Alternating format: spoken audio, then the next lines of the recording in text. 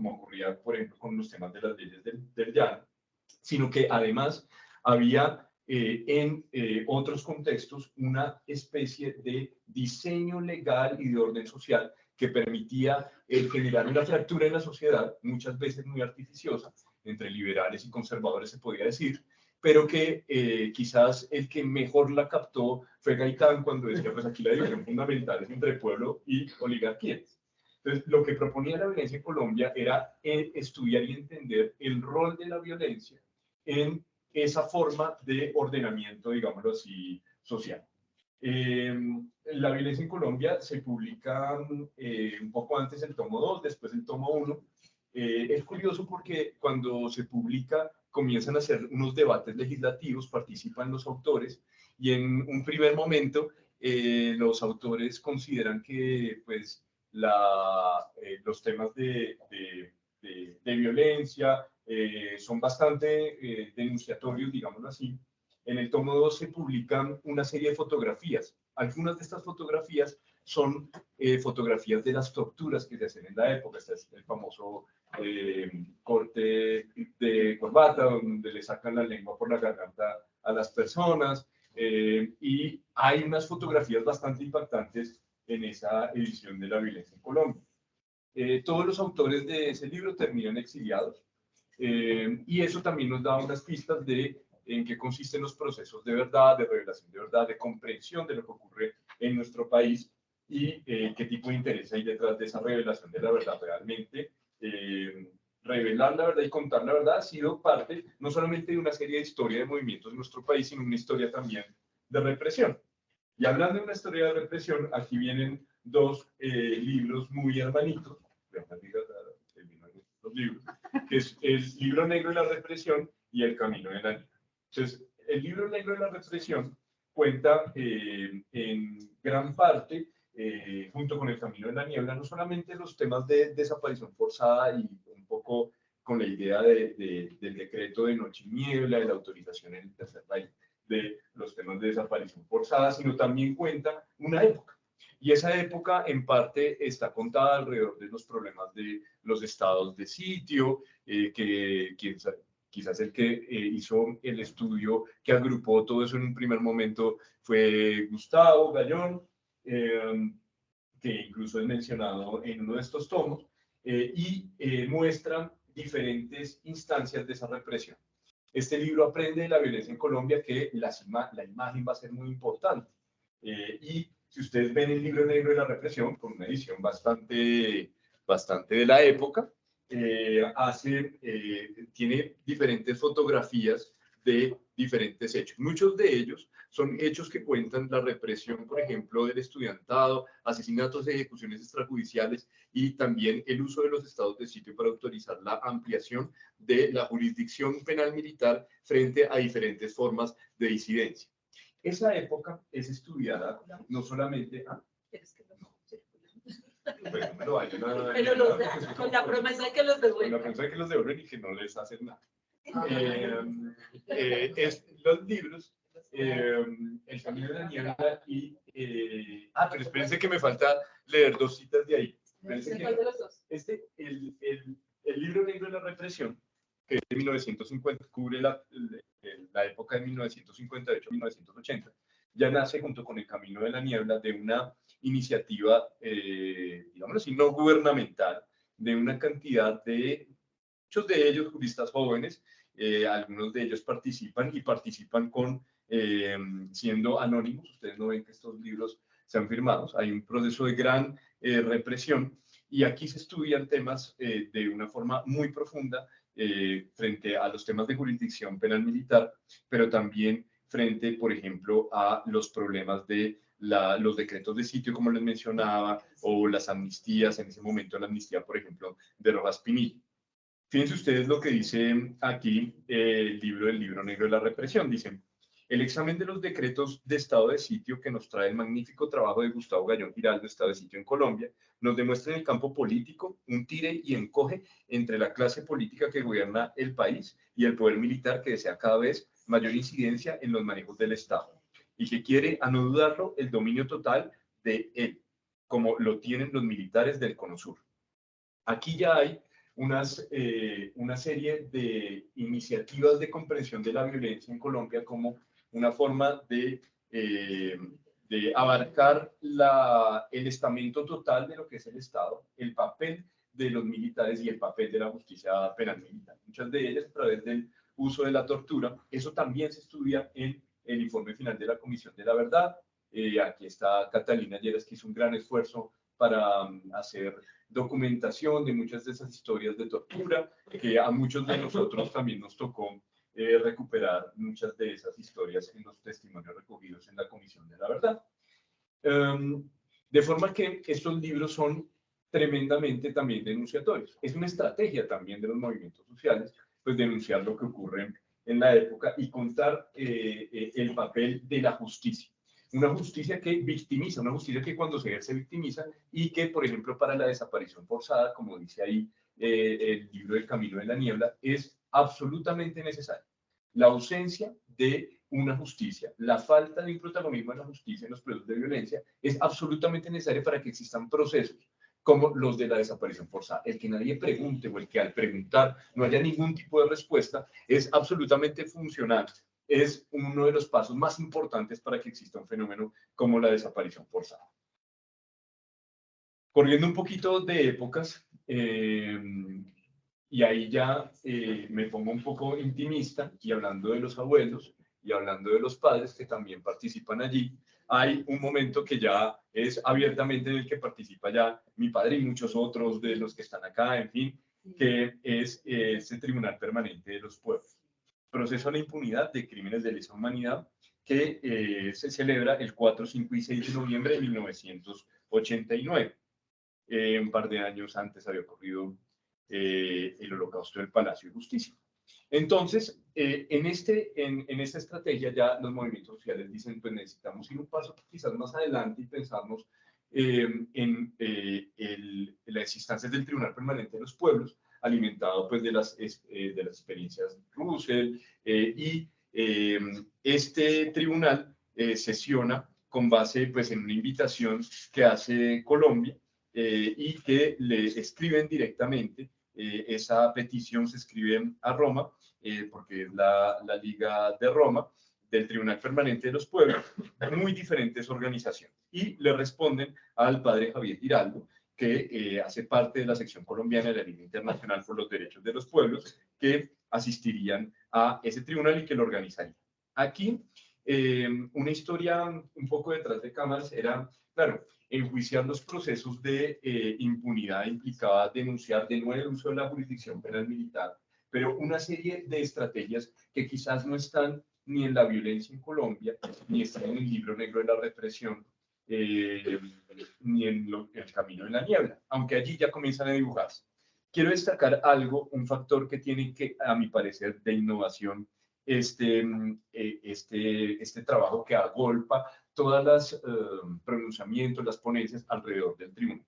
El primero es que se le incorpora un elemento internacional, porque la denuncia pública en materia de derechos humanos ha tenido pues una trayectoria hacia poder saber que ante la ausencia de denuncia y de espacios democráticos de intercambio en lo nacional, debe haber unos espacios internacionales.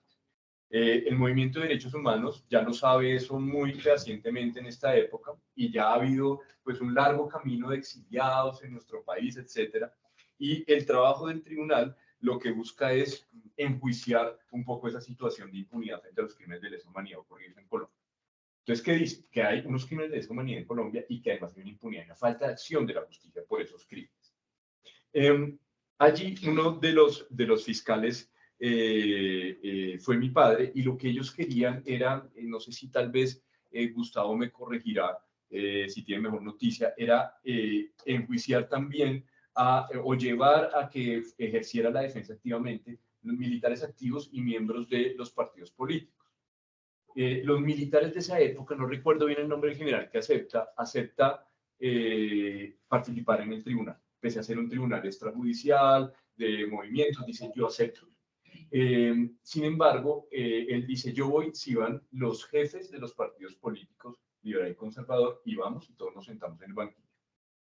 Y la respuesta de los jefes de los partidos fue, no vamos por nada del mundo, porque también eso es una evidencia de cómo funcionan los procesos de impunidad en este país, pues las élites nunca han querido sentarse en el banquillo de los acusados, y eso ha generado pues muy fuertes brechas en el país que hablan de algo que se ve en estos libros muy fuertemente en el libro de la violencia en Colombia, y es ese adagio de que la justicia es para los de ruano, y cómo esos procesos de represión a través de la justicia pues generan muchas más injusticias. Este tribunal tiene, además de ese elemento, otro elemento curioso, y es que aquí hablan casi que por primera vez del papel de los medios de comunicación.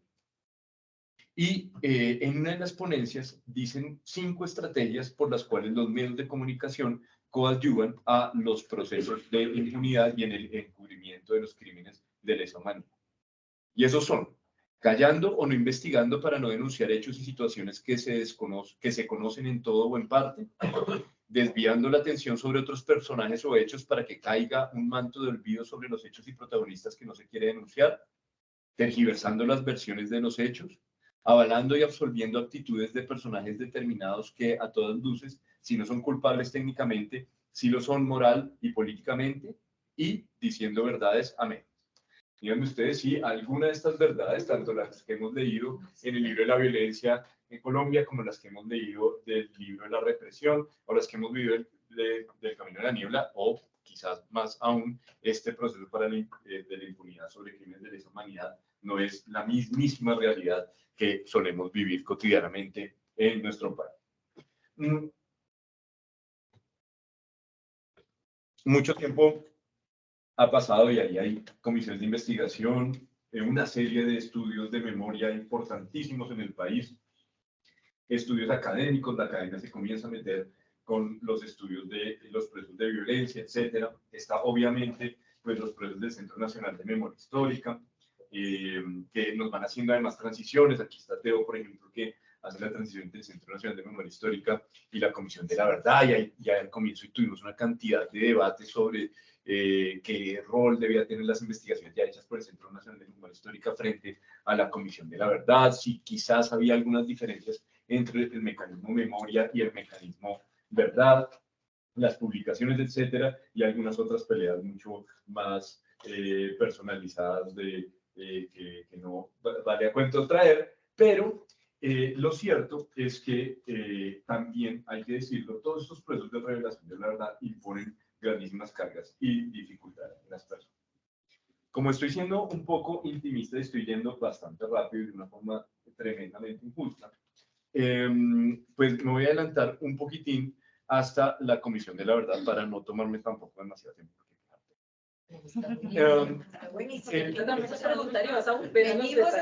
Después venimos a los detalles.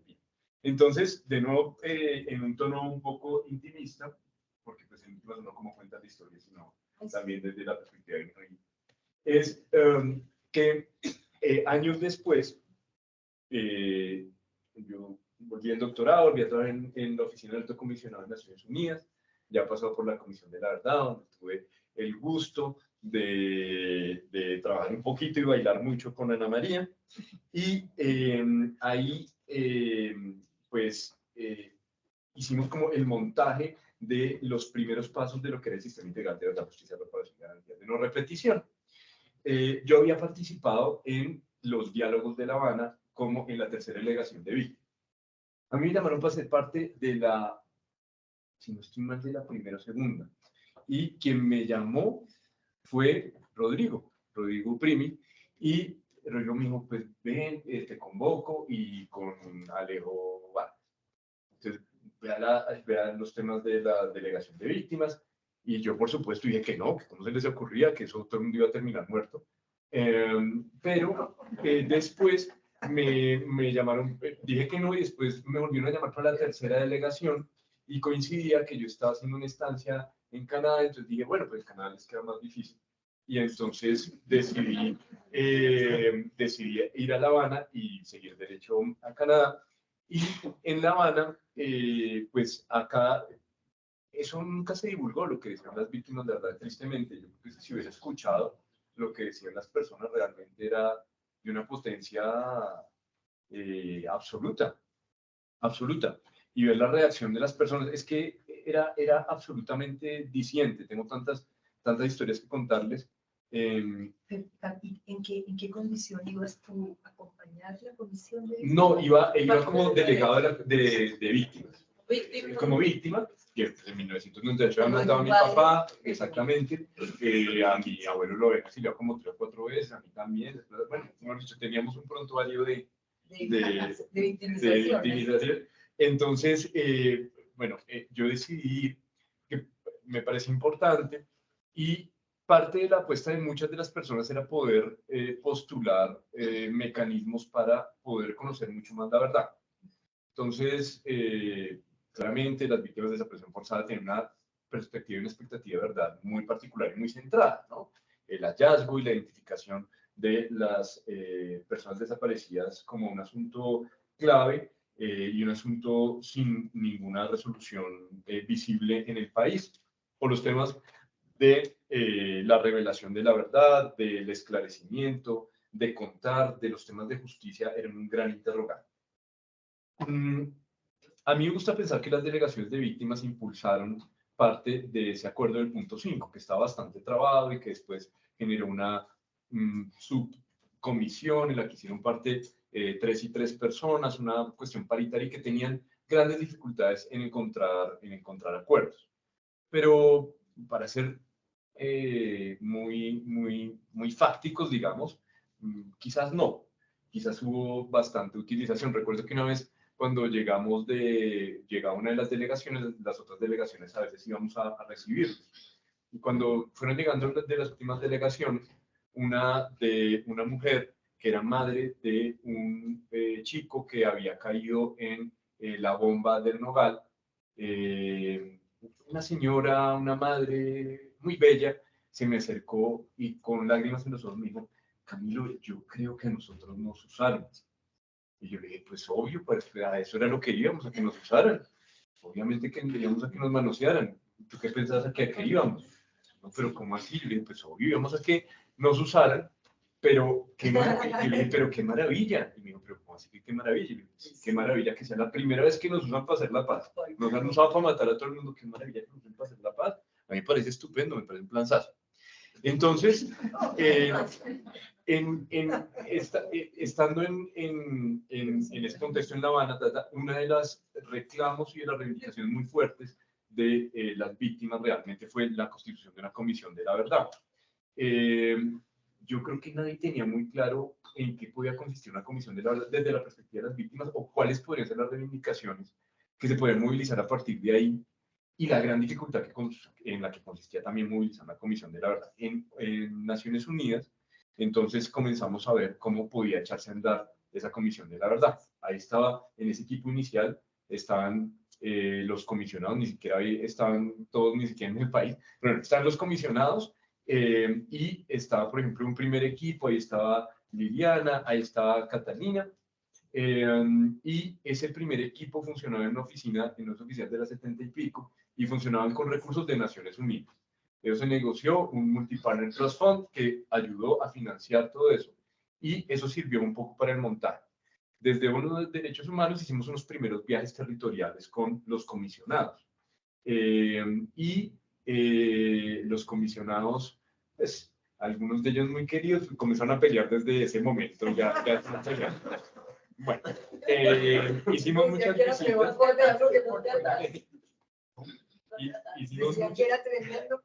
Hicimos muchas visitas. Entre las visitas bonitas, significativas que hicimos, fue una visita a los llanos con Alfredo Molano. Y pues Alfredo, que era un mapa viviente, y pues uno iba en carretera y decía, aquí está tal accidente geográfico, aquí está tal río, aquí está tal eso, no conoce nada, pues uno se sentía absolutamente ignorante. Y él en ese momento se acercó a Mapa Colombia y me dijo, mira, la comisión tiene que funcionar así territorialmente, es misión territorial de la comisión, que en parte en el montaje inicial del diseño fue el que pensó en ese momento, el que había pensado Alfredo. En ese momento le dije, ¿y quién va a hacer todo ese trabajo? Y recuerdo, pues, como anecdóticamente, que me dijo, pues usted, huevón, me dijo. Entonces yo le dije, no, yo estoy en Naciones Unidas, tal, tal. Después llegó Carlos Beristain, llegó Alejandro Valencia, y finalmente me terminaron ofreciendo como una posición de investigación en la Comisión de la Verdad. Y yo le dije, pero ¿uno qué hace en una Comisión de la Verdad? O uno, digamos, ¿qué es mi cargo? ¿Qué es lo que tengo que hacer? Uno como abogado, uno dice, ¿a quién tengo que demandar? O algo así. Pero era realmente, pues, bueno, vamos a investigar. Bueno, y mi tesis de doctorado había sido sobre el tema de impunidad, un concepto de tema de impunidad. Entonces, pues yo venía un poco con ese chip. Y entonces Alejandro, mi amigo, y Carlos me dijeron, pues, háblale al tema de impunidad. Y yo en ese momento me emocioné muchísimo porque les dije, ustedes no saben lo que me están diciendo. Porque yo tenía todos estos libros en la cabeza. Entonces yo diga, mi abuelo trabajó por el tema de impunidad, mi papá trabajó por el tema de impunidad, informes emblemáticos, y yo voy a trabajar el tema de impunidad en la Comisión de la Verdad. Me parece una cosa como marcada por el destino. Me sentía hasta un poco... Es una generación sí, que resuelve la tragedia de las cosas. La tercera generación de fracaso. Entonces, pues me sentía, pues me pareció tremendamente significativo. Comenzamos ese estudio, pero terminé liderando con un pequeño equipo sobre los temas de violencia del Estado. Eso tuvo muchísimas dificultades. La Comisión de la Verdad fue un sitio con muchísimas dificultades de operación de mucho tipo. Recuerdo yo que una vez Carlos Beristain me pidió que lo acompañara a Canadá a instalar uno de los nodos de la Comisión de la Verdad, porque una de las ideas de Carlos Beristain era que parte del territorio colombiano era, pues, la gente que estaba fuera del territorio de la gente. Entonces, Carlos me invitó a que fuera a Canadá, porque pues, yo estoy en Canadá y manejaba los idiomas, etcétera, podía ayudarle a pilotear. En Canadá tuvimos una última reunión que fue con la secretaria ejecutiva de la Comisión de la Verdad de Canadá. En Canadá se hizo una comisión de la verdad sobre los hechos relacionados con las escuelas de reeducación, todo el tema del sistema de escuelas, que tiene unas profundas cicatrices hoy en día. Pues hablamos con el secretario y era un comisionado. Y yo hacía de traductor, y al final, bueno, ¿tienen alguna otra pregunta? Y yo les dije, oigan, pues yo sí les tengo una pregunta. En Colombia hay un poquito, digamos, la Comisión de la Verdad tiene a veces un poquito de ambiente, un poquito pesado. Diga otras palabras, un poquito de tensión. ¿Y cómo se vive eso en Canadá? Y me decía, sí, un poquito de... Y la secretaria ejecutiva me dijo, pues la verdad es que nosotros tuvimos que cambiar a todos los comisionados. ¿Y por qué? Porque se pelearon. Y eso era un conflicto que tenía unas raíces actuales, digamos, unas expresiones actuales, pero tenía pues una trayectoria de un siglo más o menos. Y pues Canadá es un sitio muy pacífico, donde la gente no se alza la voz y donde los que trataron de hacer la revolución, que fue en Quebec, le llamaban la revolución tranquila, así es de tranquila.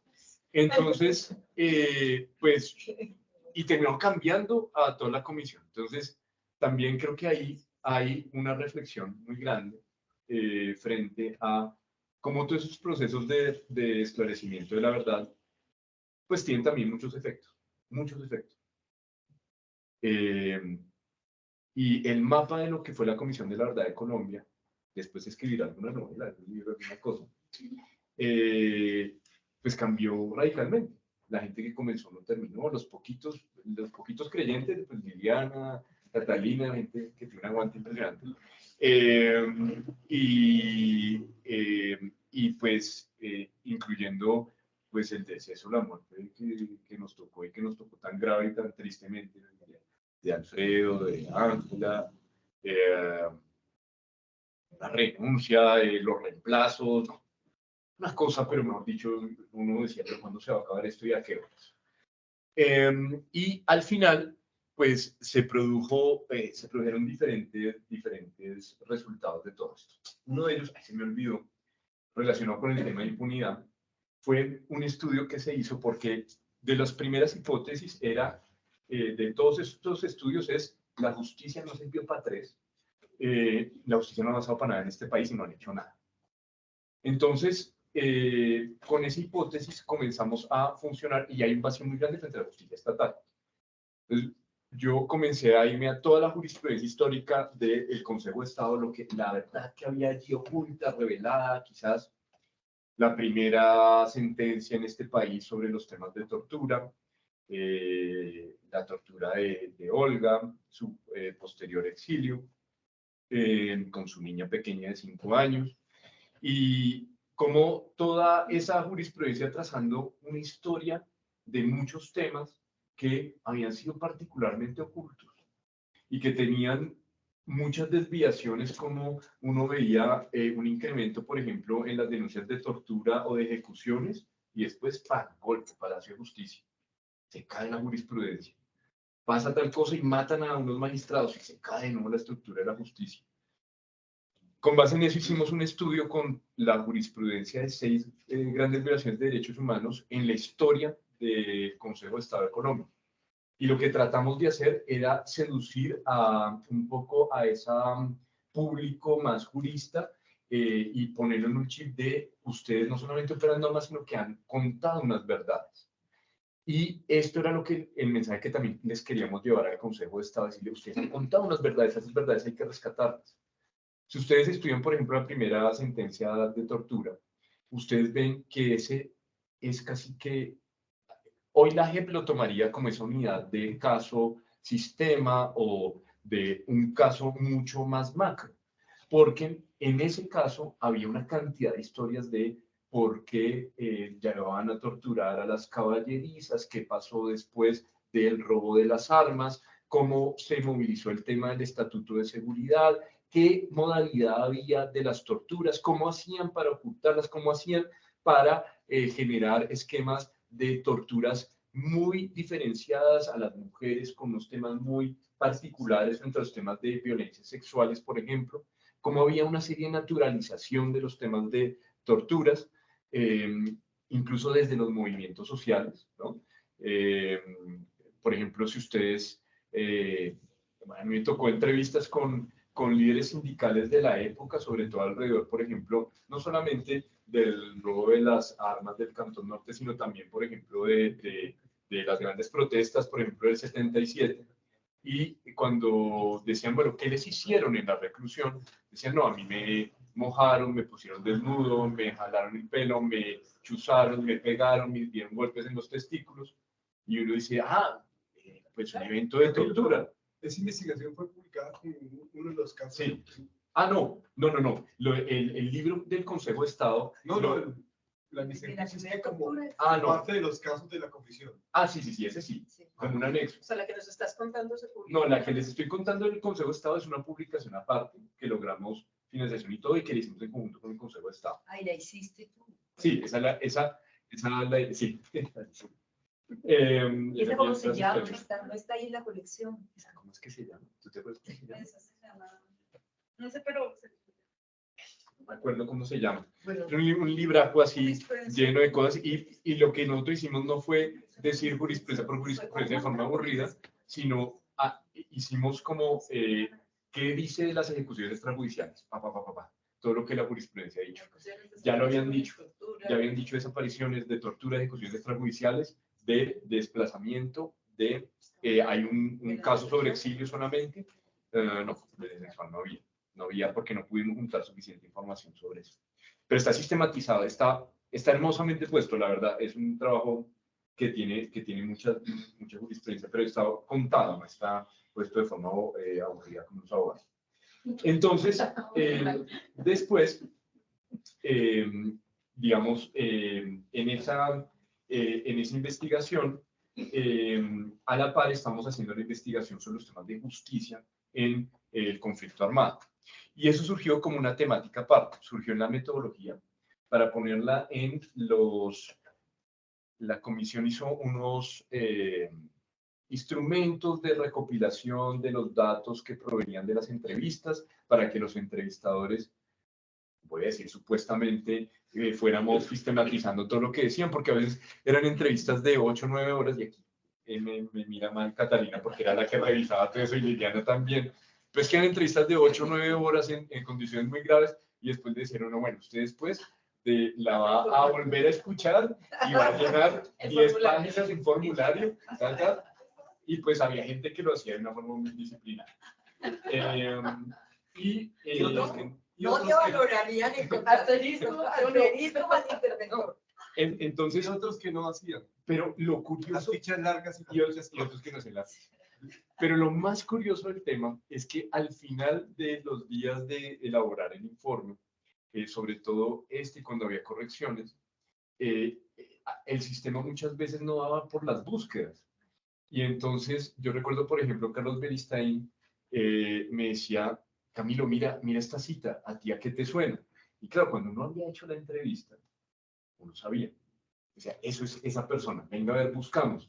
Y la memoria comenzaba a traer, y así rescatamos muchos de los relatos de ese que entrevista, esa pregúntele a fulano, porque fulano fue a tal sitio, esa vez, y así íbamos encontrando muchas veces los testimonios que a veces los sistemas de información fallan, y el sistema de información de la Comisión de la Verdad pudo ser desarrollado de una forma casi que inesperada, pero realmente al final funcionó y sirvió para muchas de las cosas, pero también funcionó mucho el investigador. El investigador es muy importante y por eso era muy importante quienes hacen parte de esos trabajos, qué cabezas, qué formación, qué inteligencias hay ahí. Siempre se insistió desde un comienzo en hacer equipos interdisciplinarios. Que no fueran qué sensibilidades también. Y qué sensibilidades, qué visiones. Claro, qué conocimiento previo, qué relación con los temas. Y ahorita seguramente hablaremos de esto, pero entonces viene el anexo, que es, se llama la impunidad como factor de persistencia del conflicto armado interno colombiano. Y aquí lo que se hace es tratar de hacer una pequeña historiografía recogiendo patrones frente a lo que ocurrió frente a la justicia. ¿Qué diferencia hay con todos estos? Aquí quizás el Centro de Memoria dio un primer paso en eso, cuando habló de La Rochela, el papel de los investigadores y todo lo que habían puesto. Ellos dieron un primer paso. ¿Y ese se llamaba Justicia para la Justicia? ¿Es eso? No, este fue el único que encontré en mi casa que decía la palabra justicia y por eso lo traje. Este es de los volúmenes del Centro de Memoria. Este se llama el derecho a la justicia como garantía de no repetición. De ahí también tomamos algunos insumos. Ahí tiene unas cosas muy importantes frente a justicia y paz. Pero es un gran conocedor de los temas de paramilitarismo, etcétera. Hicieron 3 tomos de justicia que hizo Patricia Linares. Y el de Iván Orozco. Y el que hizo Iván y Toya, que es muy bueno, que me parece que le da una cosa que los abogados no son sensibles, y es que los estados judiciales son también una interacción social y que hay que analizar la manera en cómo la gente se pone ante la justicia, tanto víctimas como victimarios. Y ahí es donde Toya y Iván Orozco, más que la discusión pública y política, también en la justicia como espacio de interacción social, que somos. Y el tercero. Y hay uno, y el de desaparición forzada, quizás. Sí, el de desaparición forzada. Y bueno, en general hay muchos elementos de eso. Pero, entonces, ¿qué trae de elementos un poquitín diferentes? Aquí se hizo un trabajo muy grande de entrevista a funcionarios judiciales y a sus familiares. Entonces, de esa visión de la impunidad basada en una justicia paquidérmica de gente que no es comprometida e indolente, este informe habla de otras historias también, de una cantidad de funcionarios judiciales. Fasol tiene en sus anales registrados más de 1.100 casos de violencias contra funcionarios judiciales. Y la idea y la hipótesis que dijimos fue, bueno, si todos los funcionarios judiciales hubieran sido tan absolutamente funcionales a la violencia, pues ¿por qué entonces mataron a tanta gente y desaparecieron y todo eso? Porque había gente que realmente trató de hacer muchísimas cosas. Y aquí hay un desarrollo importante frente a eso y de las afectaciones que sufrieron muchas personas que tratan de buscar esa verdad, esa justicia, que desde el movimiento de derechos humanos la tenemos clarísima frente a los defensores de derechos humanos, los abogados, abogadas, los activistas, etcétera, la tenemos muy clara, pero frente a los funcionarios judiciales no la tenemos muy clara, y que mucha de esa verdad, movilizada por esos funcionarios judiciales, pues fue la que salió a la luz de tiempo después, o cómo la afectación de un funcionario judicial generaba una cadena impresionante de víctimas, porque muchas veces el funcionario judicial lleva 5 o 6 casos muy álgidos y a su vez como todas esas víctimas sentían un proceso de absoluta desprotección y como había un vacío tan grande en el Estado de Derecho a partir de todos esos actos de violencia. Además de todo eso, pues este informe pues habla de, pues, por ejemplo, los temas de justicias, al final pusimos injusticia privada.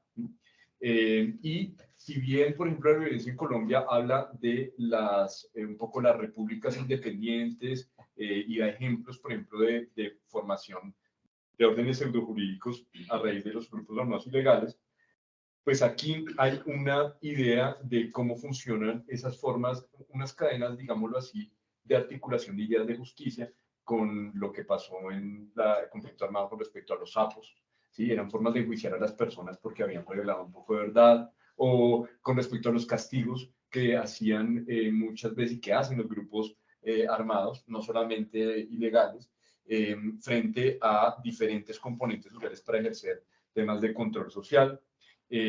Aquí habla de una serie de juzgados bajo fuego, por ejemplo, yo no sabía esa historia y los palacios de justicia anteriores al Palacio de Justicia que es quemado en 1985, también fueron quemados anteriormente y fueron quemados también en momentos de violencia. La justicia siempre ha buscado ser desestructurada en este país de alguna forma y ha buscado ser reestructurada de otra. Aquí también se habla de la cooptación de la justicia. Un paso importante se da en el centro de memoria, pero aquí pues se destina un estudio mucho más profundo de quiénes son los actores y por qué y cómo hacen la cooptación y cómo a partir de eso generan unas dinámicas de asesinatos y de control social, cómo mueven, por ejemplo, unos controles muy radicales de la sociedad a partir del control, por ejemplo, de la Fiscalía, en la Fiscalía de Luis Camilo Osorio, por ejemplo, en sectores como el Santander, o qué es lo que pasa con la Unidad de Derechos Humanos, cómo la van desarticulando, cómo van cambiando las metodologías de investigación. Este libro también cuenta un poco la afectación de la metodología de investigación, porque ya cuando hay un juez y un equipo investigador que agrupa muchos casos sensibles y por la violencia no se puede, se tiene que dispersar y se tiene que poner un poco oculta bajo sistemas de justicia que incluso muchas veces son abiertamente violadores de derechos humanos como la justicia sin rostro o la justicia regional, pues cómo eso afecta a las metodologías de investigación en este país para que no podamos nunca unir los puntos, no podamos nunca entender la correlación entre la muerte de Guillermo Cano y lo que puede después llegar a pasar en Honduras, La Negra o Punta Coquitos, que finalmente la Comisión de la Verdad hace una exposición sobre eso.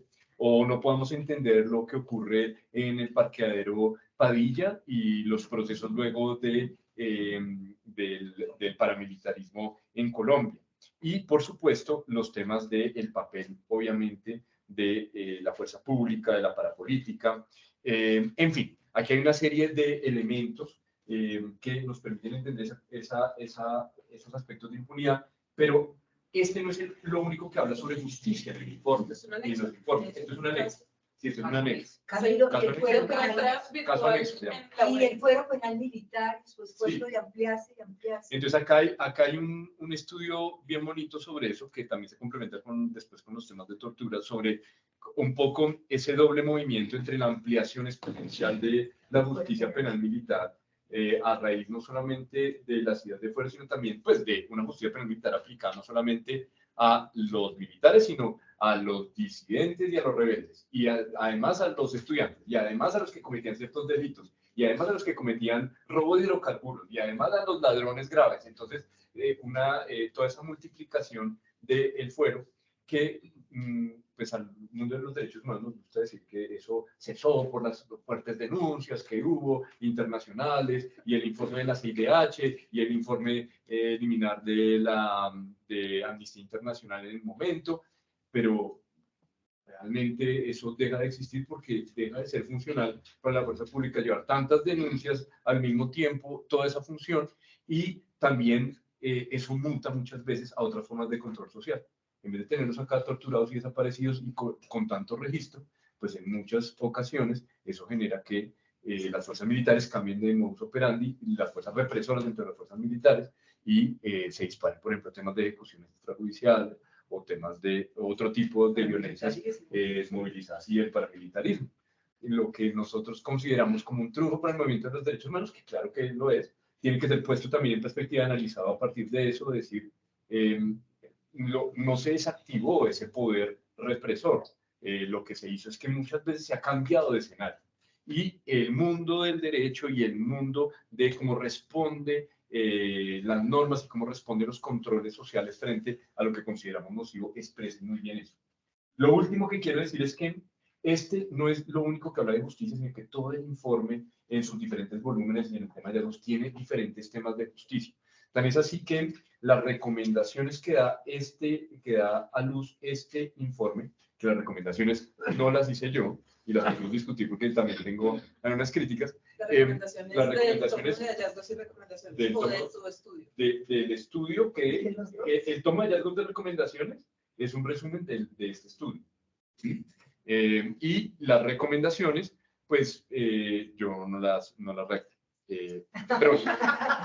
Pero ahí hay tres grandes grupos de recomendaciones. Frente a metodología, frente a independencia y frente a diferentes avances normativos. Pero si ustedes revisan todo el informe, y este es un trabajo ya hecho por los colegas del Ministerio de Justicia, porque nos hemos tomado en serio a ver qué recomendaciones podemos adoptar y cuándo y en qué medida y qué tan pronto, hemos hecho una tabla que comprende 60 recomendaciones que tienen que ver con los temas de justicia. 60. Si me dicen cuáles son, pues se las puedo leer porque no me las sé, pero muchas de ellas es cierto que estamos tratando de hacer un esfuerzo. Algunas otras son muy altas, son muy difíciles, y otras parecen ser sencillamente aspiracionales, porque no parecen tener una solución ni el balance político ni normativo visible o previsible. Y es básicamente eso. Ahora, desde el cargo del Viceministerio de Justicia Restaurativa, hay una dirección dentro del Viceministerio que se llama de Justicia Transicional, y ahí hemos dicho, pues, tomemos las recomendaciones en materia de justicia y adoptemos al máximo, tratemos de hacer al máximo. La proximita que vamos a adoptar es unos actos de reconocimiento que se están adelantando con apoyo de la comunidad internacional, por ejemplo, Liliana, para el reconocimiento de las violencias contra funcionarios judiciales.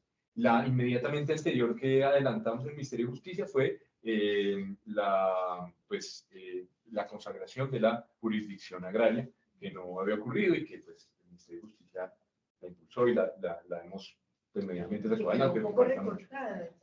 Quedó muy recortada, por supuesto, la negociación fue muy intensa. A mí me tocó un ratico esa negociación cuando quieren les cuento, pero eso fue muy terrible.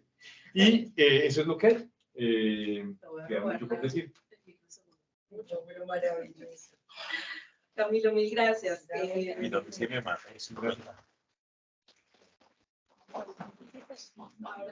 Toma agüita, toma vino, recupera el aliento. No se ha terminado la conversa, solamente vamos a dar la oportunidad de que todas ustedes y quienes nos acompañan en pantalla puedan hacer preguntas, ¿no? Porque hemos pasado desde la mirada histórica hasta las anécdotas de cómo funcionó la comisión en este tema, pasando por algunos énfasis en temas particulares y rápidamente por las recomendaciones. Y como dice Camilo, en cada uno de estos aspectos podríamos quedarnos horas. Entonces, para sacarle provecho justamente a todo este conocimiento, la idea es que pues, podamos compartir el micrófono para que ustedes puedan hacer preguntas y darle la oportunidad a Camilo de profundizar en algunos de estos asuntos. Entonces, tenemos que compartir este micrófono. Sí, igual cualquier cosa, perdón, nos interrumpo, pues yo también a nuestros amigos virtuales les voy a estar transfiriendo las preguntas, así que les pido a todos, por favor, tratar de ser muy concretos.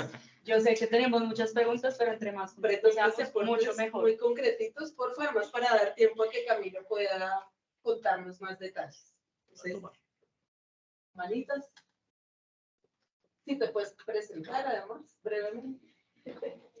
Buenas noches, soy Liliana Rincón y trabajé en la consultora, ¿verdad?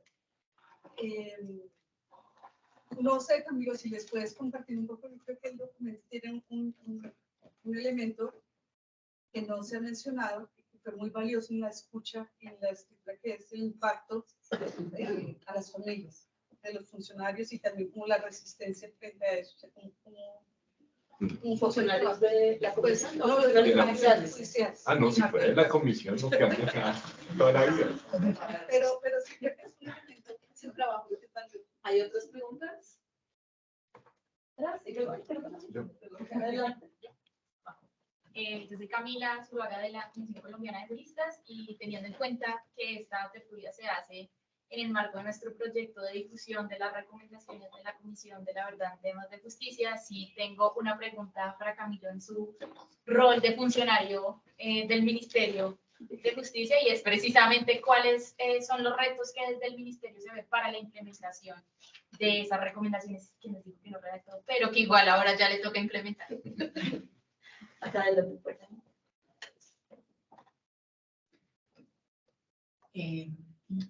Una que tiene que ver en concreto el ministerio, ¿sí?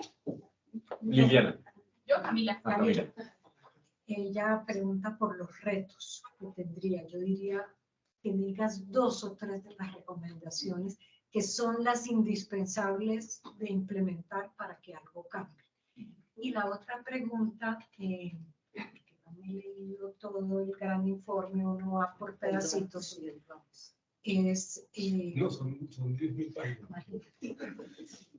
Iguales. Bueno, ustedes en la comisión hablaron de la sistematicidad, de la eliminación de la oposición, etcétera. ¿Qué recomendación hay que se pueda implementar que tenga y pueda tener un efecto para detener los homicidios de las personas reincorporadas que han aceptado desarmarse y entrar a la vida civil? Y bueno, líderes y lideresas no, porque se entra con el conflicto de cultivos ilícitos, pero los reincorporados. Y Bueno. después Mi nombre es Teófilo Vázquez, yo trabajé en el, bueno, en el centro. ¿Cómo? Gladys. Yo trabajé en el centro de memoria y después en la comisión también, hasta que terminó la comisión, ¿no? No, yo. Claro, casi termina el camino también. Bueno, pero entonces, dos preguntas. Me gustó mucho cuando decías, Camilo, que en tu opinión había varias de las recomendaciones que eran demasiado aspiracionales. Eso quiere decir que también, uno puede decir que también indicas que hay otros que son más posibles en el corto y en el mediano plazo, y cuáles otros sí son un sueño, casi una utopía. Yo quiero que nos insistas en qué de esas, un poco como cuáles de esas tú crees que son atacables en el corto plazo y cuáles definitivamente son eso, precisamente aspiracionales, porque creo que entre otras, creo que en términos de lo que llaman una política pública, pues no, hay unas cosas que sí se pueden hacer y otras que son esas aspiraciones de la sociedad procesales, ¿cierto? Y la otra que creo que es más grave que la primera es, porque ahora que estoy en la gente, ¿cuál es la relación concreta y específica en términos de, no de opinión, Camilo, porque no te voy a poner semejante problema, pero sí de puente concreto de política y de apoyo mutuo entre la gente y el ministerio?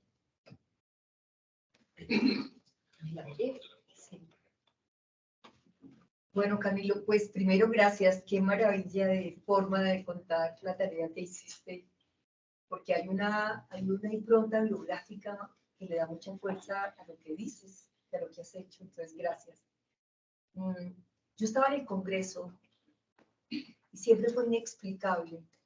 Yo estuve mucho tiempo en la Comisión de Paz con Iván Cepeda y siempre nos resultó inexplicable que trabajando toda esta tarea en el gobierno de Juan Manuel Santos, viniese esta propuesta de ampliar el fuero penal militar.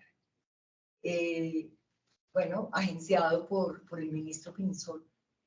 La pregunta es, como ese es un factor que tú has señalado y que sabemos que es un tema fundamental para el tema de impunidad, ¿cómo ves tú que esa arquitectura institucional que Pinzón decía que él se imaginaba un gran palacio de justicia para el tema de ampliar el fuero penal militar, se puede ir poco como deconstruyendo, porque creo que es parte de lo que dices tú, cómo tocar el corazón de la impunidad del lado de las fuerzas. Bueno, creo que tenemos acá una última palabra, recogemos para que Camilo nos responda y más bien si acaso hacemos una segunda ronda. No es para que te oigan en el más allá.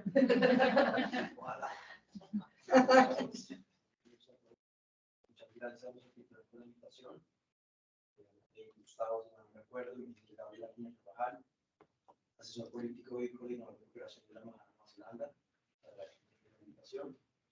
Luego, Manu, muchas gracias por su presentación. Desafortunadamente, por temas de tráfico, no llegué a la primera parte, pero es muy, muy interesante. Muchas gracias. Te perdiste la mejor parte. Muchas gracias. Una pregunta, quizás con una pequeña lista, aprovechando su experiencia en el tema que desde el paso de la Comisión de la Verdad y ahora desde el Ejecutivo, quería preguntarle cuál puede ser el mayor reto en términos de reconciliación para la justicia restaurativa enfocado en las comunidades étnicas e indígenas, considerando el rezago que hay en términos de implementación de ese capítulo específico. Y si existe algún aprendizaje de su experiencia en un país como Canadá, con procesos activos de reconciliación que pudiésemos traer acá para el proceso colombiano. Muchísimas gracias. Muchísimas gracias. Súper amplias y diversas las preguntas y las solicitudes a Camilo. Vamos a ver. Pues tenemos preguntas más relacionadas como con la parte un poco más anecdótica que nos contabas de lo que han vivido los funcionarios judiciales y los impactos para sus familiares a través del paso pues, del tiempo y de esta lucha por la justicia. Luego tenemos una serie de preguntas que tienen que ver más con el contenido ya propiamente dicho de las recomendaciones, desde cuáles son las que son más claves, cuáles son las que pueden contribuir a detener los asesinatos contra los antiguos integrantes de las FARC, cuáles son realizables en el corto plazo y cuáles definitivamente pues no, y cuáles son los retos que ya desde un gobierno que es el que tiene el mandato de llevarlas a la práctica encuentran ustedes en el Ministerio para la implementación. Luego hay como ya una pregunta más enfocada en el tema de la justicia penal militar y finalmente una que vuelve y nos amplía un poquito para ver cuáles son los retos en la implementación de las medidas que tienen que ver con las comunidades étnicas. En principio tenemos hasta las 8, pero si ustedes tienen más tiempo, creo que Camilo puede hablar como hasta la medianoche. Solo para esta primera ronda. Si hay más vino. Sí, si me traes más vino. Hay queda todavía. Bueno, impacto en familias de funcionarios judiciales. Muy variados, muy diversos, es difícil agruparlos, pero vean, un impacto muy fuerte ha provenido de la falta de atención, la indiferencia e incluso la desidia institucional, la más grosera posible. Un caso que a mí me quedó muy marcado es el caso de Ricky, un funcionario de la Fiscalía General de la Nación, que en Tibú, y este caso lo contaba su esposa Laura, en Tibú ellos salen a hacer una inspección judicial, una diligencia judicial, y a ellos los termina avaliando, era toda una comisión judicial, los termina avaliando de una forma carnicera. Finalmente se descubre que es el FL subcontratado por el ELN. A Ricky es el único sobreviviente y queda prácticamente cuadraplégico, queda sin poder hablar, por todo como ocurrió, su piel queda absolutamente quemada, queda con un problema de movilidad y de habla muy fuerte, no queda ni el 20% de lo que era él. Y cuando llegan los miembros de la Fiscalía General de la época a su habitación de hospital, que ya por fin puede hablar, lo primero que hacen es llegar con un listado que es el inventario de su oficina. Y entonces comienzan a hacer el listado y lo primero que le preguntan es por la máquina de grapar. Y a ella eso se le quedó absolutamente grabado, que después de todo lo que había pasado, la fiscalía llegó, las autoridades llegaron a decirle dónde tiene la máquina de grapar. Entonces, digamos, hay un impacto muy fuerte en esa desidia institucional en todo eso. Otro impacto muy fuerte es un impacto en cómo esto desvía la trayectoria de la vida de una forma intergeneracional. Yo lo sé, primera persona, pero esa desviación de la vida, alguien X del Palacio de Justicia. Ese alguien X del Palacio de Justicia, su padre, es encontrado su cuerpo después de los hechos del Palacio de Justicia. Ese padre, ese cuerpo, tiene unos impactos de bala. Y esos impactos de bala se puede encontrar que hacen una trayectoria en el cuerpo. Ella, una hija, llega el momento, ella es muy pequeña en noviembre de 1985, pero llega después de unos años el momento de elegir carrera. Y cuando elige carrera, ella elige estudiar medicina. Comienza el primer año, el segundo año, y más o menos hasta el tercer año, ella le hacen un tema en morgue y le hacen un tema también ya con otro tipo de materias en medicina. Y ella en ese momento determina claramente cómo había muerto su padre y se da cuenta que su padre murió no inmediatamente el impacto de la bala, sino que murió porque la bala tocó una vena, una arteria, y la arteria se estalló dentro de su cuerpo y eso impidió que ella volviera a respirar, que él volviera a respirar, lo asfixió y así murió su padre. En ese momento, en esa clase, ella dijo, hasta aquí estudio medicina, voy a estudiar derecho, porque ya tengo resuelta la pregunta, ahora voy a estudiar derecho. Ese impacto generacional se ve mucho y muy frecuentemente, ahora también que estamos haciendo los diálogos estos con regionales, con funcionarios y sus familias, en muchas historias de los hijos que se convierten en investigadores judiciales, bien sea empleados por la Fiscalía General de la Nación, por ejemplo, o bien como unos investigadores por cuenta propia, y cómo estos hijos terminan, a su vez, muchas veces exiliados, asesinados, y cómo eso también genera un impacto en las familias, pues desastroso.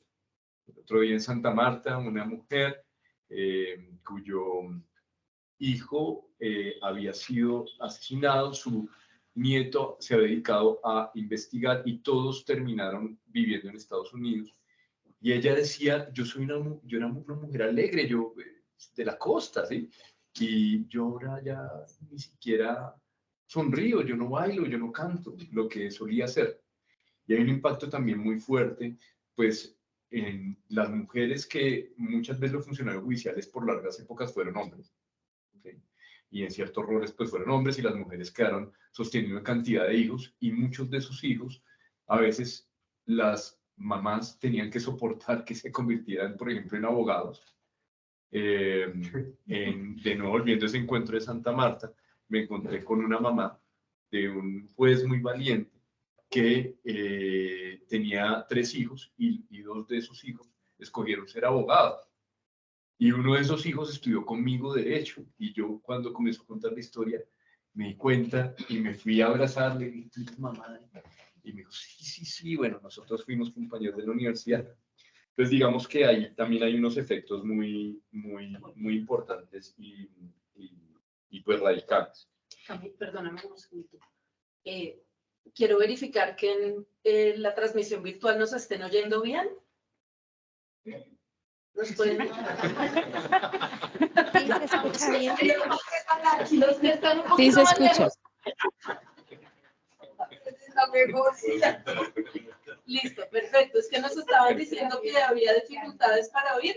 Mil gracias. Bueno, y Perdóname. regresaron los libros, ¿no? Y ya volvieron los Bueno, muy libros. bien. Sí, Yo como suelo hacer sesiones en cárceles, entonces aprovecho la hago advertencia, hago advertencia. Sí, Por la perdón, interrupción por el Congreso de pronto. Les comparto también una duda virtual. Esta no la hace Adriana y No nos entendí dice la primera. Baja la lista, baja la lista. sobre los escenarios que debe fortalecerse la justicia colombiana para tener la capacidad de adecuar las recomendaciones de la Comisión de la Verdad, pero también los desafíos en una transición para la paz. ¿Cuáles serían los escenarios? Contigo. Pero fíjense que esos impactos, bueno, muy familiares, muy todo eso, pero hay un impacto muy fuerte, incluso quizás también en las víctimas, en las personas que llevan sus casos, porque, pues, si matan al juez que lleva el caso, pues, ¿a quién más no van a matar? ¿Cuántas veces se ha inmovilizado? Y esto ha tenido un efecto también de inmunización de muchos perpetradores. Si no, pónganse ustedes a pensar en todos los jueces que mataron por proferir una orden de captura, por ejemplo, a Pablo Escobar. Cansaron de matar jueces. Lo que pasa muchas veces, porque el sistema judicial es muy jerárquico frente a ciertas personas que pues no son en nada visibles. Los investigadores judiciales, pues a nadie le importa un investigador judicial. Si no es un magistrado de chuchu, eso no, a nadie le importa. Piensen ustedes en los hechos del Palacio de Justicia, donde pues los desaparecidos de la cafetería del Palacio de Justicia son los que reclaman y reclaman y reclaman, pero son los que menos importan, son las vías que menos importan, y las vías que se visibilizan, a las que le hacen homenaje, son las vías de los magistrados, que merecen homenaje, que merecen todo eso, por supuesto, eso no está en tela de discusión, pero las otras vías no son lloradas, ¿no? Son vías que no son extrañadas. Y por eso también es más fácil desaparecer a ciertas personas y es menos costoso desaparecer y matar a ciertas personas. Y esa reafirmación de esa especie de estratificación de la vida, pues es tremendamente significativa en un país como Colombia y en cómo puede funcionar, digámoslo así, la justicia. Entonces, se me viene a la cabeza 1.000.000 de casos, de gente, de ejemplos, de impactos en las personas que investigan, en las familias, etcétera. Pero yo diría que tiene un impacto porque en el derecho se dice cuando se afecta el poder judicial, se afecta el Estado de Derecho. Eso no quiere decir absolutamente nada. Eso no, ¿qué es esa frase? Digamos, pero cuando uno entiende la cadena de hechos, por ejemplo, en este informe hay un estudio sobre el caso de Guillermo Cano y la seguidilla de asesinatos. Lo que pasa ahí y cómo comienzan a asesinar al juez, al investigador, al fiscal, después al otro, después al abogado, después eso se convierte en un magistrado o uno de los magistrados que sobrevive del Palacio de Justicia, como a las pocas semanas lo asesinan, ¿sí?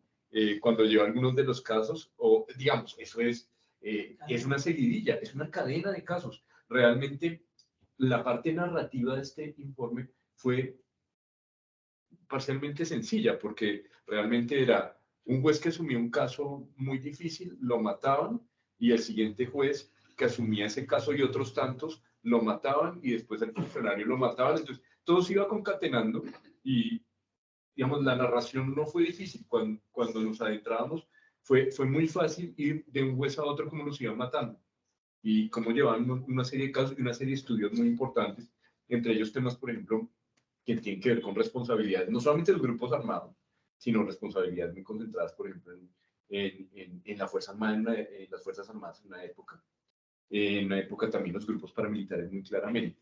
La guerrilla tuvo otras estrategias de cooptación, de ataque a la justicia, muchas de ellas, claro, a través de masacres. Por ejemplo, piensen en la masacre de Usme de los 90, de los investigadores judiciales que se van moviendo hacia Usme y los abalean y los matan a todos.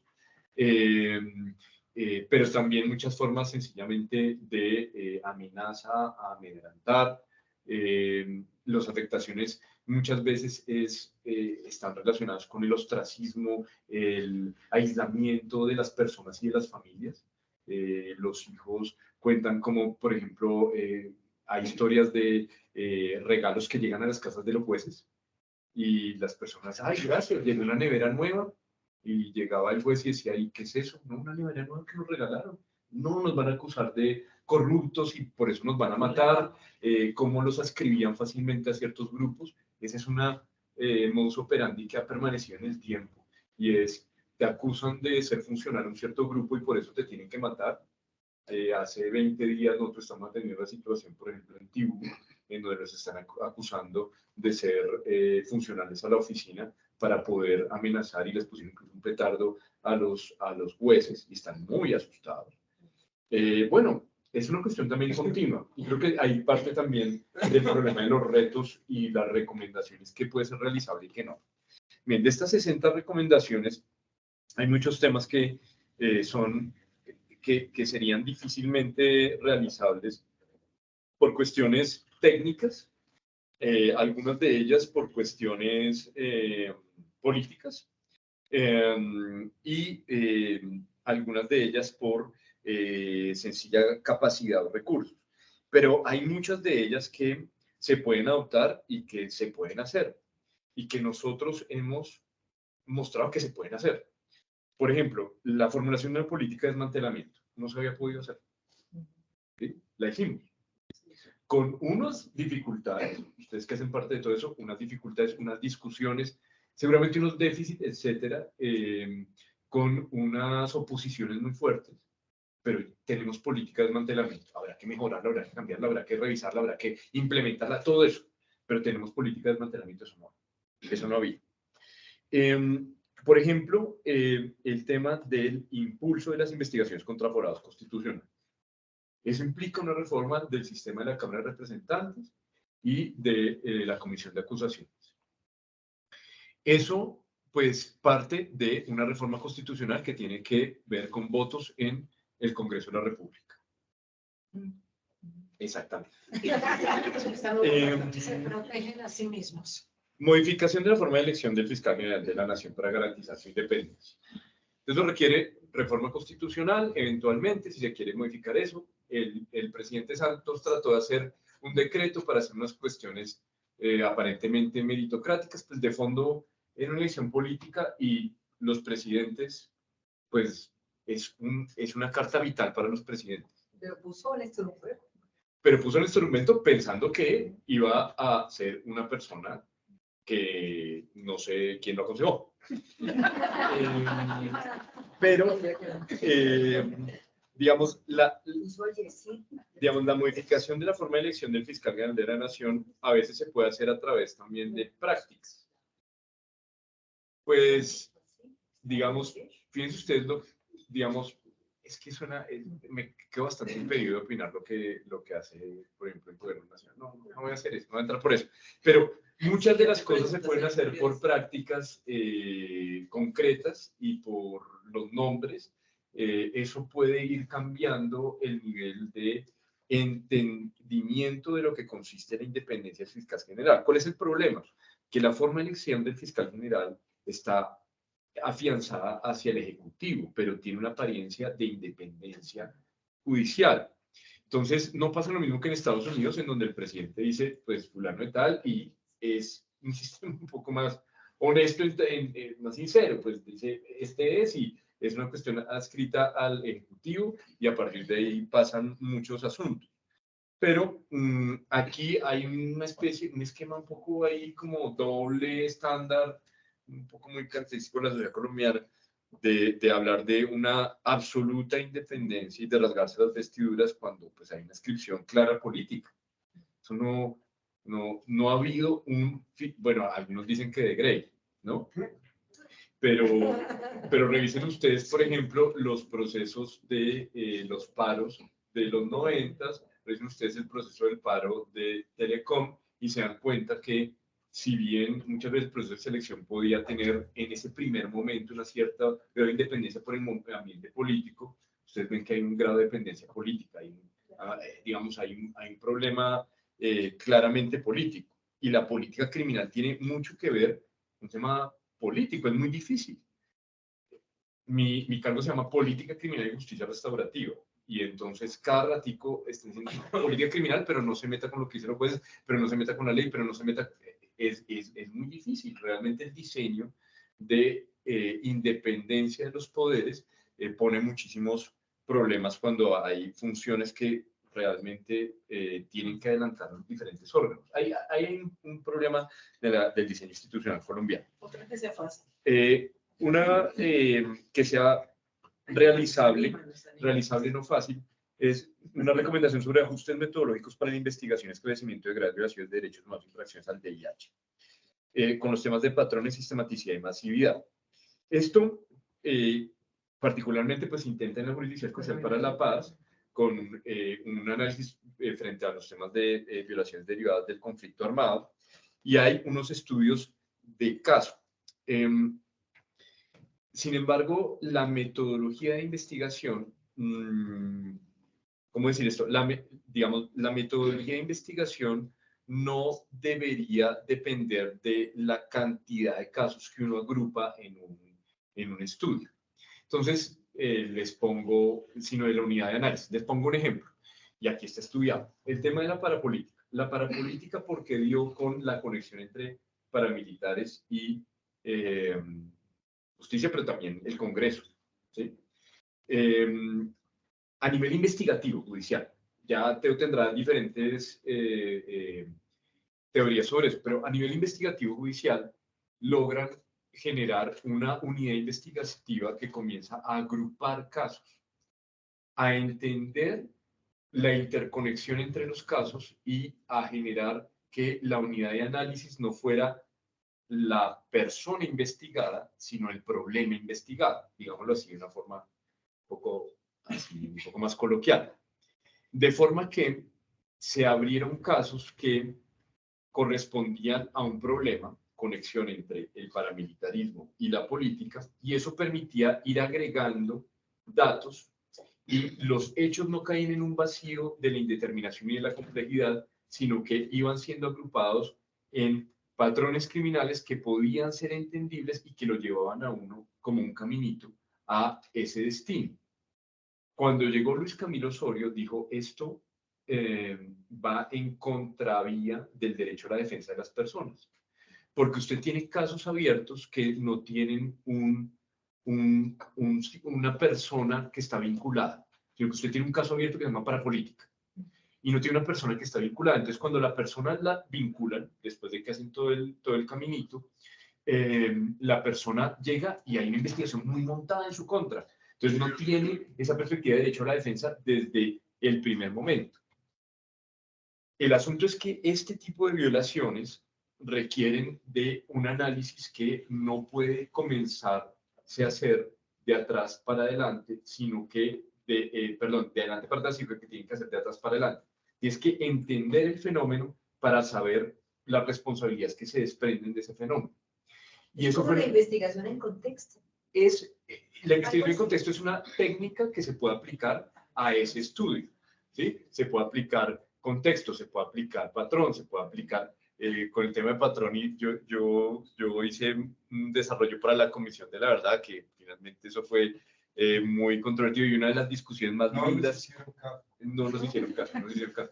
Unas discusiones más bonitas que tenía otras discusiones feas, pero la discusión bonita que la tenía con Alfredo, porque Alfredo Molano él decía, usted no puede estudiar la violencia sino a partir de esa singularidad de los fenómenos, y usted por eso tiene que ir y hacer las entrevistas e ir y ver cómo vive y cómo piensa la gente, y por eso él cargaba su libreta y él veía y pensaba con las personas y las entrevistaba hasta que ya no le quedaba ni un gramo de nada para decir. Y la estrategia de patrones implicaba agrupar por modos, por víctimas, por todo eso, porque había mucha complejidad. Entonces teníamos una discusión muy bonita en qué debía pesar más, esa generalidad, ese mapa general o ese mapa de lo específico. Y yo comencé yo le decía, si tenemos tanta complejidad como analistas, no podemos investigar 9 millones de casos yendo tan particulares, Alfredo. Y él decía, pues es que hay ejemplos de vida que nos muestran 9 millones de ejemplos y más de casos. Y él tenía muchísima razón y mucho de eso.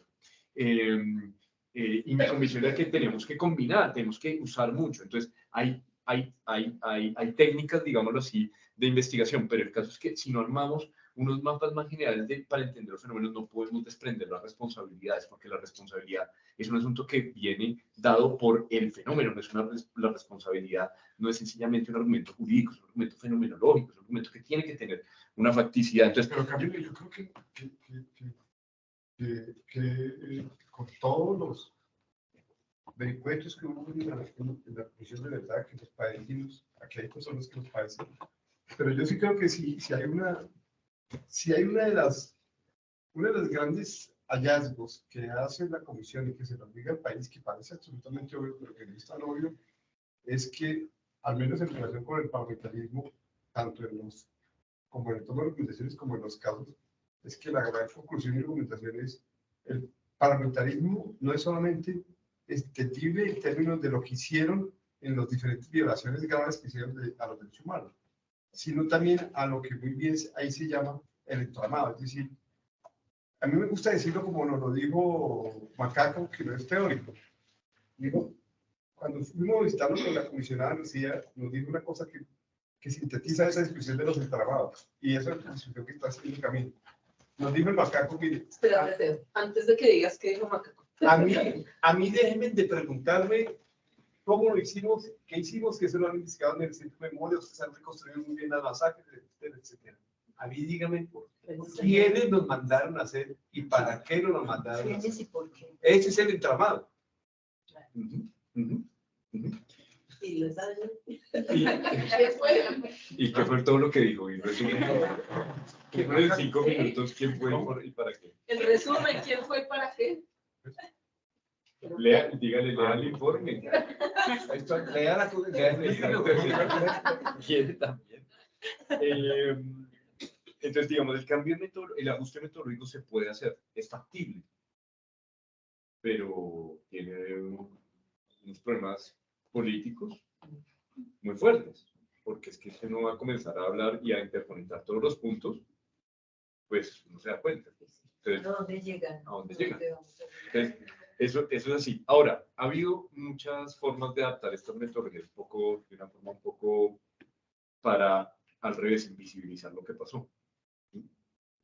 Entonces, y ahí hay riesgos de buena voluntad que a veces se adoptan en la Organización Especial para la Paz.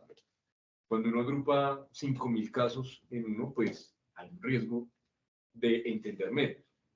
La metodología sirve para entender más, no para entender menos. Y hay momentos en los cuales los ajustes metodológicos sirven para entender menos. Y aquí se han hecho muchos ajustes metodológicos para entender menos. No puedo decir mucho más.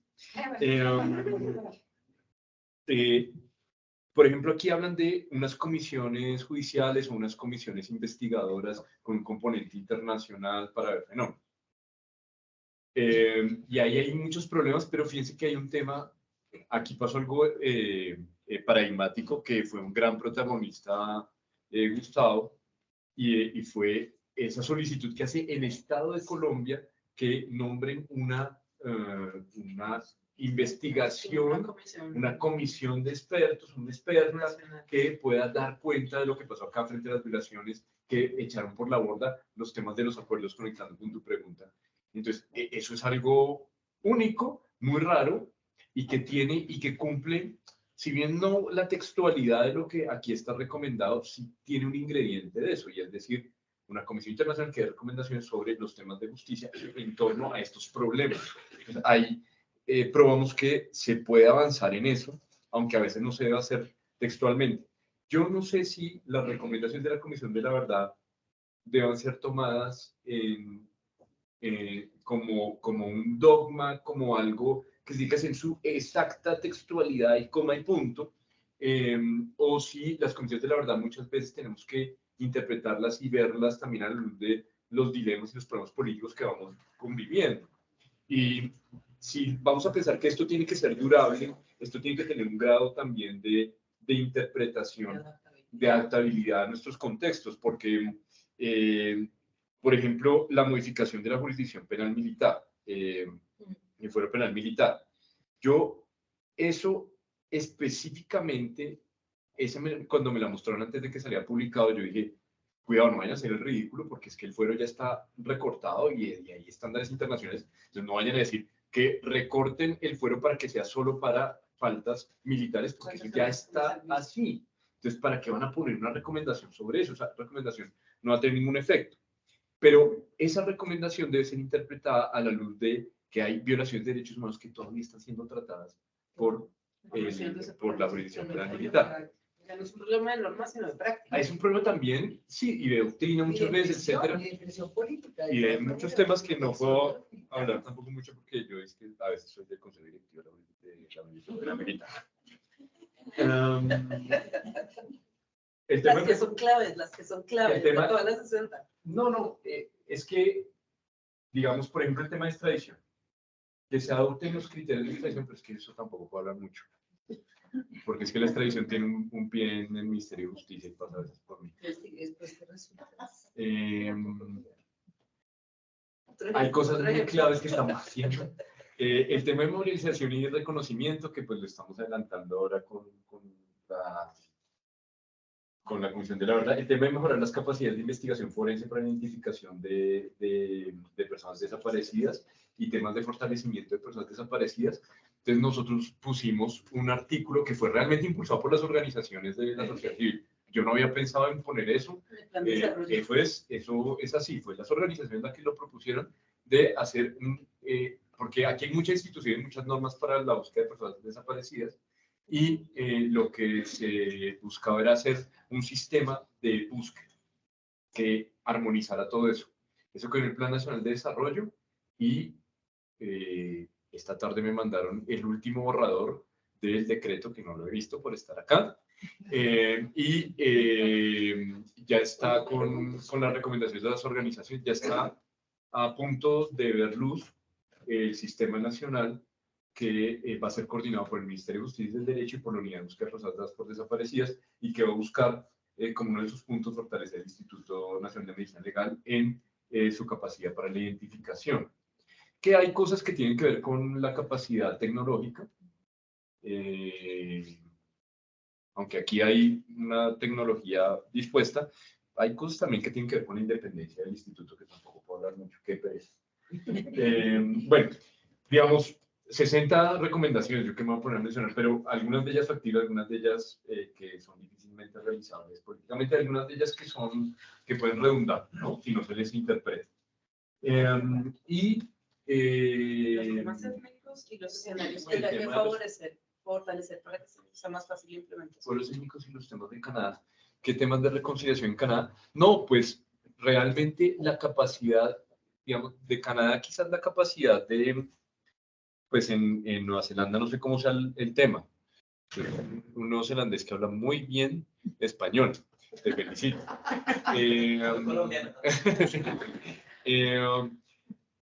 Pues, digamos, es que son sociedades muy diferentes. Entonces, uno para qué va a traer una experiencia tan distinta para una sociedad tan diferente. Digamos, uno aprende mucho de aprender las otras experiencias, pero es que no se parecen, no nos parecemos. Entonces, pues la verdad es que forzar las comparaciones, pues a veces es grosero.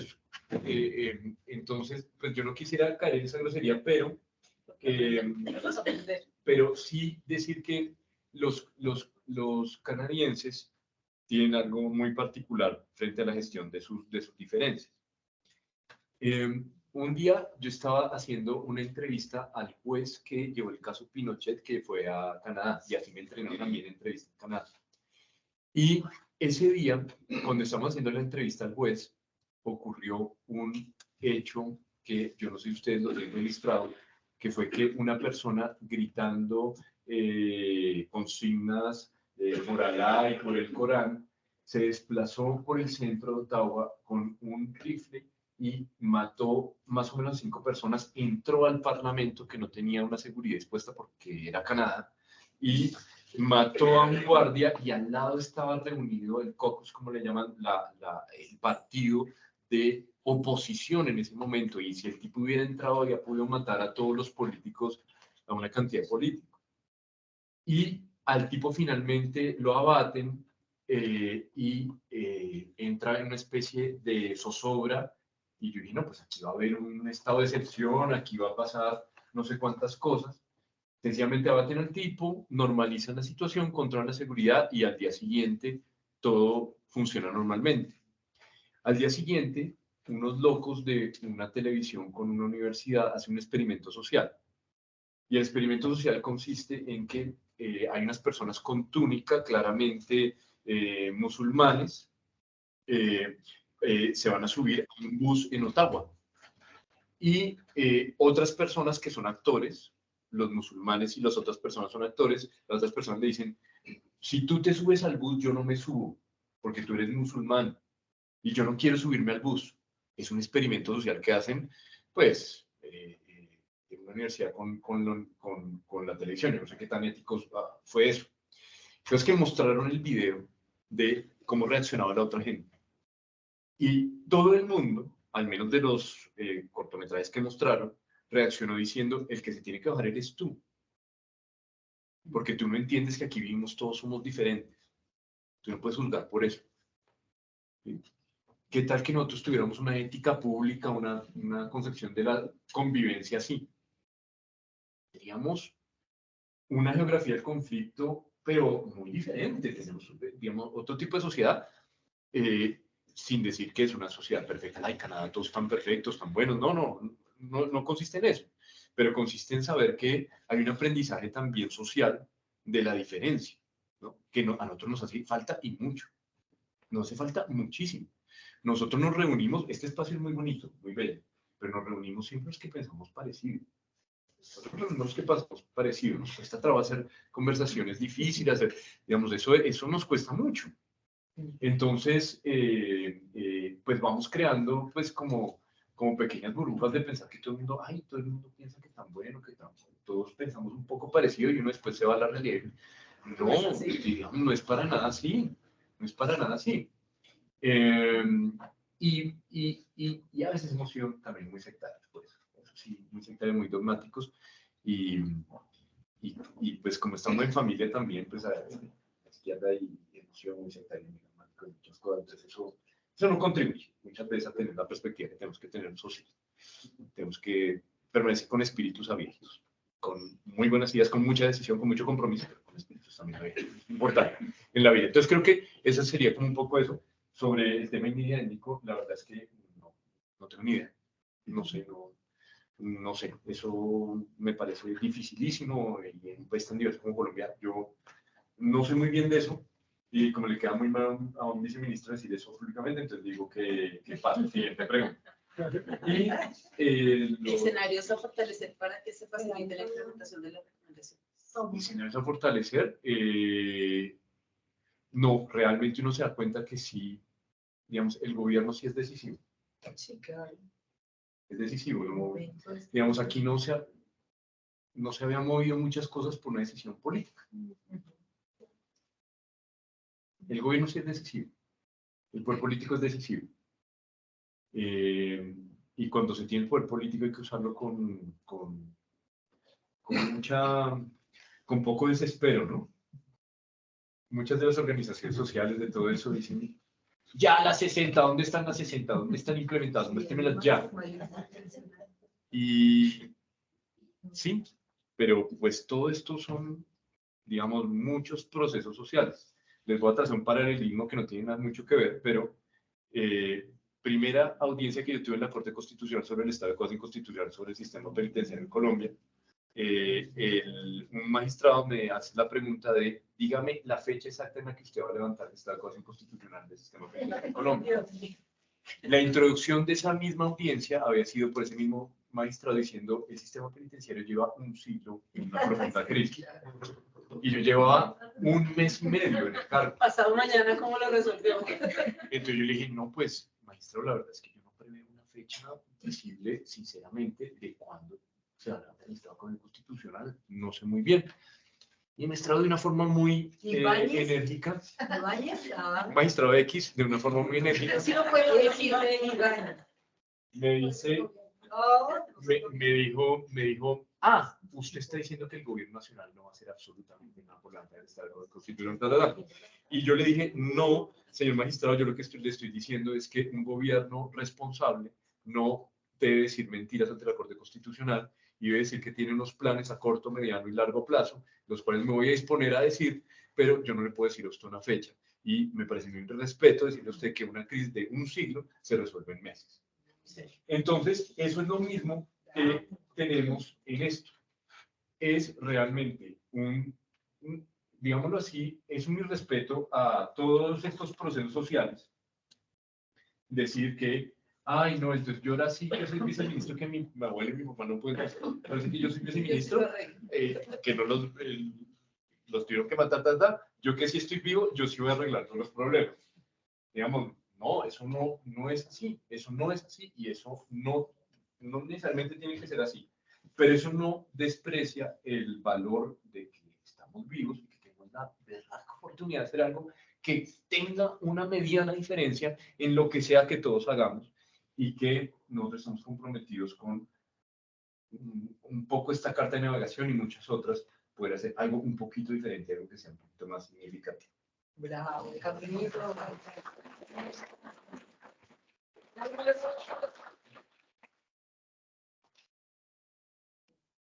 Camilo, muchísimas gracias. Creo que sigue quedando mucha tela por cortar, muchas preguntas por hacer, muchos temas por profundizar. Tal vez te pediría solamente para que ya terminemos, porque estamos en tiempo de ir cerrando y no le podemos pedir a nuestros asistentes virtuales, bueno, y a quienes están presencialmente también, porque hay mucho más tiempo. Pero yo quisiera terminar preguntándote, digamos, claramente identificas el rol que tiene que jugar el gobierno, el tema de la voluntad política y el peso que tiene en poder lograr efectivamente no solo la implementación de las recomendaciones, sino muchas de estas transformaciones. Pero te volvería a hacer la pregunta que generalmente se hace en estos lugares, y es, ¿qué podemos hacer quienes no somos gobierno? La academia, la sociedad civil, no sé, la sociedad colombiana en general, para ayudar a la implementación de esas recomendaciones y que podamos ir cerrando. Todo, me parece que todo, es decir, piensa que todo esto que todas estas pequeñas historias grandes, no son gubernamentales, no son iniciativas gubernamentales. Realmente, incluso la Comisión de la Verdad puede ponerse, claro, la implementa un gobierno, es estatal, pero tiene su razón de ser en los movimientos. Es decir, eso es clave. Sin eso no hay absolutamente nada, sin eso no se mueve absolutamente nada, no pasa nada. Sitios donde ha habido atrocidades en todas partes del mundo, digamos, eso no es que hay Colombia, es que tan violento, es que tan único en sus procesos de violencia, digamos, en todas partes del mundo. Pero una sociedad que tenga esa capacidad de hacer procesos de memoria, de sostener todos estos intentos de paz, como Colombia, hay poquísimas. Mi cargo se llama de política criminal y justicia restaurativa, y siempre me dicen, pero acá la gente quiere venganza, y aquí la gente quiere es matar a la otra gente. Eso de la justicia restaurativa, eso no se puede implementar en un país como Colombia. Y yo siempre les digo, muéstrenme un país en el que durante 50 años había habido tantos procesos de paz, tantos intentos, algunos de ellos incluso exitosos, que se haya sostenido tanto en el tiempo por tantos actores y por tanta generación. Dígame el país que se puede pensar en eso como para pensar que este país no tiene, de una forma errática, contradictoria, muchas veces hipócrita y grandemente fracasada, una cultura de paz. Digamos, aquí tenemos mucha madera.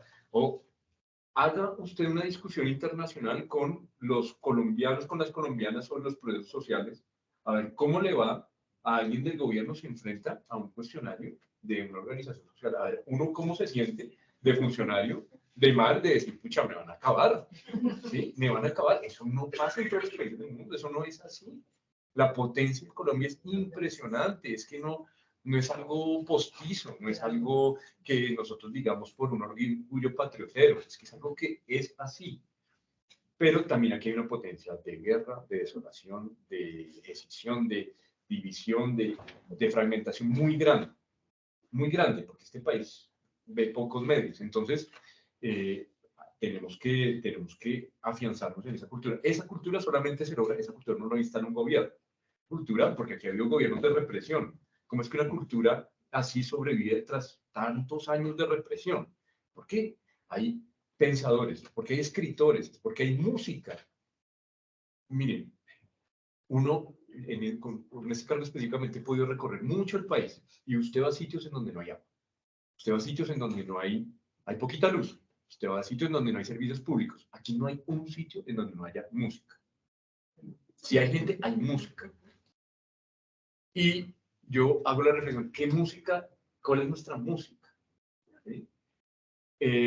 ¿Cuáles son nuestros movimientos artísticos, por ejemplo? Es que acá ha habido parte del boom latinoamericano, o aquí ha habido los poetas malditos que sostuvieron en gran parte muchas de las ideas, o si no, usted lea a León de Greyfaber cómo decía y qué decía José Asunción Silva, cómo mostraba las diferencias con el emperador de China, por ejemplo. Usted ve el arte de este país y lo que se produce en este país, lo que se piensa y lo que se hace en este país, usted ve otras cosas. Entonces, aquí hay una potencia, pero tenemos que poderla impulsar. En las cárceles, por ejemplo, yo veo una cárcel diferente de promedio cada semana en el país. Esta semana he ido a 3, mañana me toca acompañar. Uno ve que hay un punto en el cual uno puede impulsar o una gran mente creadora o una gran destrucción. Una gran destrucción. Y cómo las políticas públicas intervienen muchas veces en parte de ese sueño. Pero gran parte, por ejemplo, que sostiene a una mujer privada de la libertad con hambre, la sostiene su familia y la sostiene su pensamiento de amor y la sostiene lo que la rodea. Y eso hay y mucho en Colombia. O si no, ustedes vayan, a mí que me toca también el tema de la política de drogas, si ustedes vayan hoy en día, volviendo a Ottawa, por ejemplo, antes tenía 2 casas en donde vivían las personas que eran temas de crack y temas de, claramente, gente que estaba llevadísima por las drogas. Hoy en día hay 5 cuadras llenas de gente. Lo que genera la desolación, el individualismo, la falta de vínculos sociales, la falta de colectivo. Eso es desolador en lo que genera una sociedad. Entonces, acá tenemos mucho para construir, muchísimo, muchísimo. Pero, y sin las organizaciones y sin todo eso, no se puede hacer absolutamente nada. El gobierno puede tener buenas intenciones o malas, pero es la sociedad la que sostiene todo el tejido social. No es un gobierno, es la sociedad. Entonces yo creo que todo el rol, toda la responsabilidad, además, pues los gobiernos pueden ayudar y mucho, y hacer políticas públicas y hacer mucho la diferencia, pero es la sociedad la que sostiene los proyectos sociales. Porque nada sirve esto con un gobierno de 4 años que después se convierte en otro gobierno que le da la espalda a todo esto y que la sociedad que hizo nada. Entonces, esto depende únicamente, no de pronto únicamente, pero sí depende en su sustrato más importante de estas fibras sociales que son las que ustedes construyen, el resto no. Sí.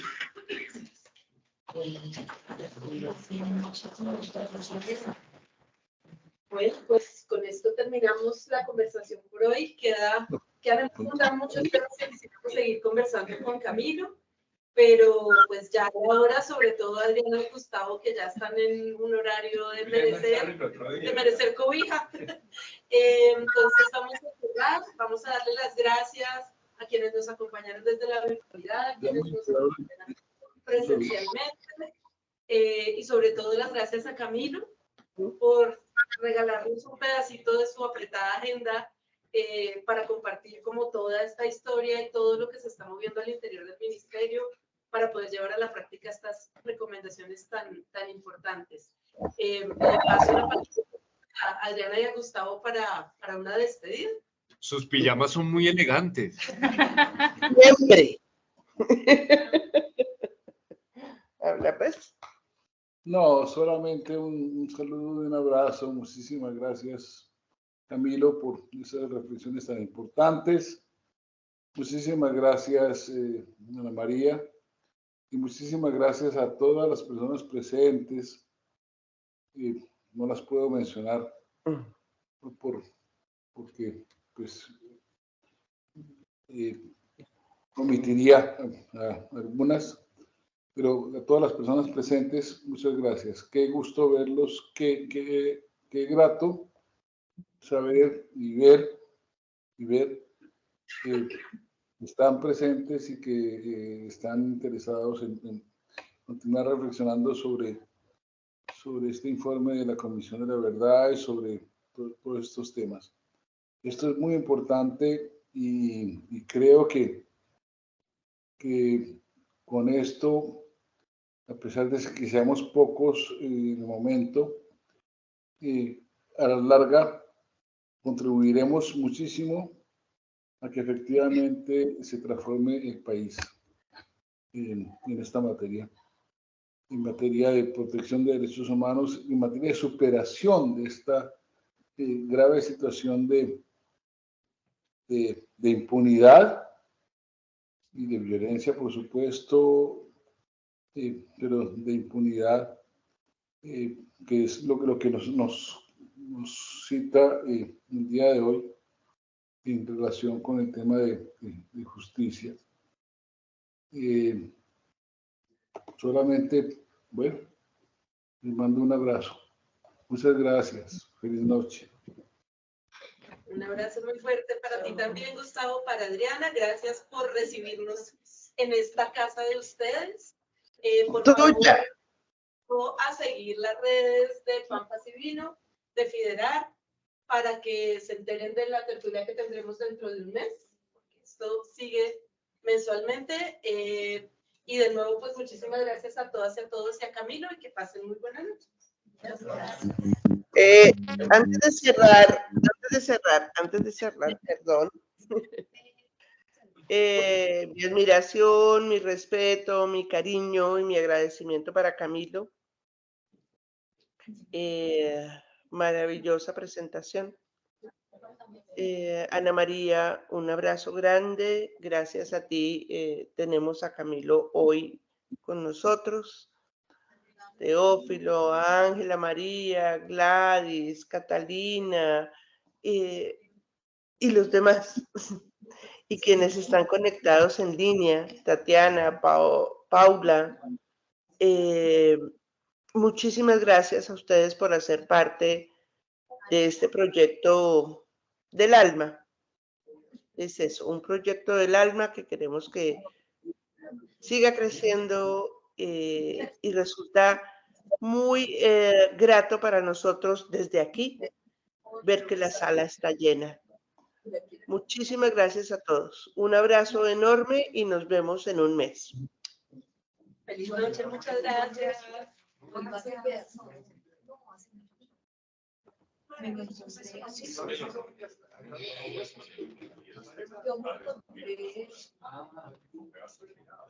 Pongo el aparato.